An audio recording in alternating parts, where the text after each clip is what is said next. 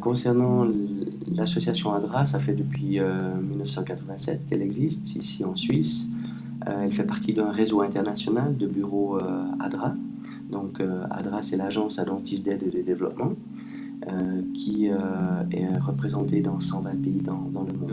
Le gouvernement japonais a interdit les organisations de venir dans leur pays, de venir appuyer les interventions du pays. Donc c'est uniquement les organisations existantes dans le pays qui peuvent être actives sur les lieux qui ont été détruits par le tsunami. Le séisme n'a pas tellement provoqué de désastres, mais c'est surtout le tsunami qui a provoqué d'énormes désastres.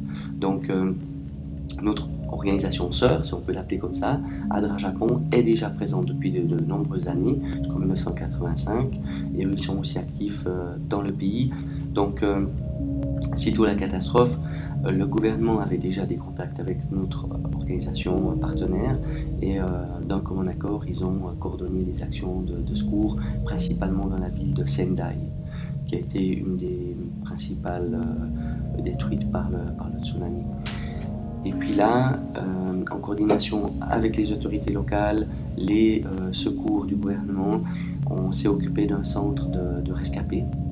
Alors tout d'abord, j'aimerais remercier Give Me Hope pour l'action, pour nous avoir contactés, pour avoir pris cette initiative. C'est vraiment super sympa, on a vraiment bien apprécié. Aussi remercier toutes les personnes au barreau qui ont aussi participé à cet événement.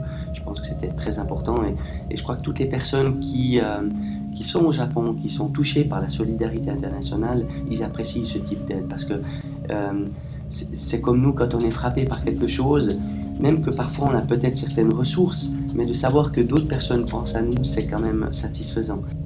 Alors les fonds, ils vont être utilisés en partenariat avec la chaîne du bonheur, puisque nous sommes une organisation partenaire de la chaîne du bonheur. Donc ça va nous permettre d'augmenter notre volume d'activité sur place à Sendai. Alors les fonds seront certainement utilisés dans la partie d'urgence maintenant, mais aussi dans la partie de réhabilitation.